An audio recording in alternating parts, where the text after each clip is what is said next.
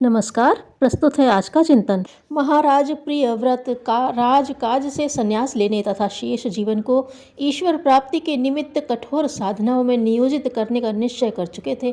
वह घड़ी आई, संन्यास दीक्षा संपन्न हुई। राजपुरोहित ने संन्यास धर्म की गरिमा बताई। राजकुमार आग्निघ्र भी दीक्षा स्थली पर उपस्थित थे। जीवन का सर्वोच्च लक्ष्य है ईश्वर प्राप्ति। इस उद्बोधन से राजकुमार के मन में हलचल मच गई। भोग विलास से युक्त राजपाट छोड़कर पिताश्री आत्मोत्थान का श्रेय मार्ग अपना रहे हैं। मुझे भी उसी मार्ग का अनुसरण करना चाहिए। आग्निघ्र के मन में यह विचार आंदोलित होने लगा। विनीत स्वर में उन्होंने महाराज से निवेदन किया, तात, सुख संपन्नता, राज्य वैभव का परित्याग करके आप जीवन मुक्ति के लिए तप करने जा रहे हैं। फिर मेरे ही पैरों में राज्य वैभव का बंधन क्यों डाल रहे हैं? मुझे भी अपना अनुगमन करने की आज्ञा दीजिए। महाराज प्रियव्रत एक कुशल शासक तो थे ही, पर सूक्ष्मदर्शी भी थे। उन्हें मालूम था कि वैराग्य के बीज राजकुमार में विद्यमान है, पर वर्तमान दायित्वों की उपेक्षा करके एकांगी साधना का अवलंबन लेना हर दृष्टि से हानिकारक है। उन्होंने समझाया, आपके लिए यही उचित है कि आप अभी प्रजा की सेवा करते हुए अपनी वृत्तियों पर नियंत्रण करो। योग और तप के लिए इंद्रियों पर विजय पाना आवश्यक है। इसके अभाव में अपरिपक्व मन स्थिति का साधक कभी भी साधना मार्ग से भटक सकता है। राज सुखों के बीच रहते हुए मैंने दीर्घ काल तक आत्म संयम की साधना की है। इस वय में पहुंचने पर मैंने लोकोत्तर जीवन की साधना का निर्णय लिया है। आपको भी गृहस्थ जीवन में कर्मयोगी की तरह रहते हुए आत्म परिष्कार की साधना करनी चाहिए। ऐसा कहकर महाराज प्रियव्रत ने राजकुमार का राज्याभिषेक किया और स्वयं संन्यास धर्म का निर्वाह करने के लिए चल पड़े। उस क्षण तो आग्निघ्र चुप रहे।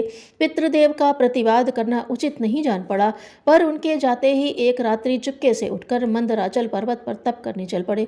राज्य सिंहासन और नवविवाहिता पत्नी को छोड़कर मन में वैराग्य की भावना थी और तप के प्रति निष्ठा भी, पर वह अपरिपक्व थी। युवावस्था में इंद्रियों का आवेश दमित हो गया। दमन में भटकाव की पूरी गुंजाइश होती है। आग्निघ्र ने उग्र तपश्चर्या आरंभ की। ईश्वर चिंतन एवं ध्यान में एकाग्रता प्रगाढ़ होने लगी। एक दिन मंदराचल पर्वत की सौंदर्यमयी छटा कुछ अधिक लुभावनी लग रही थी।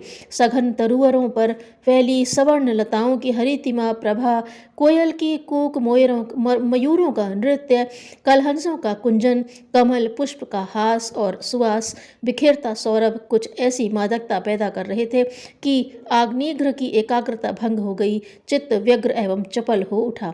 दमित इंद्रियावेश आज दूने वेग से उभर उठा। नेत्र खोला तो सौंदर्य की प्रतिमूर्ति, कामाभिशक्ति बनाने वाली कामिनी सामने खड़ी परिहास कर रही थी। योग और तप का लक्ष्य भूल गया। दमित काम वासना अपने पूरे वेग से भड़क उठी। मंत्र मुग्ध बने आग्निघ्र आसन से उठकर कामिनी के पीछे पीछे चल पड़े। बालकों की तरह प्रलाप करते आगे आगे वह सौंदर्य की प्रतिमूर्ति जा रही थी और पीछे से आग्निघ्र कातर स्वर में उसे पुकार रहे थे। थोड़ी ही दूरी पर जाकर वह विलुप्त हो गई। सामने मुस्कुराते हुए खड़े थे महात्मा प्रियव्रत राजकुमार के पिताश्री। यह परीक्षा उन्हीं के द्वारा कराई गई थी।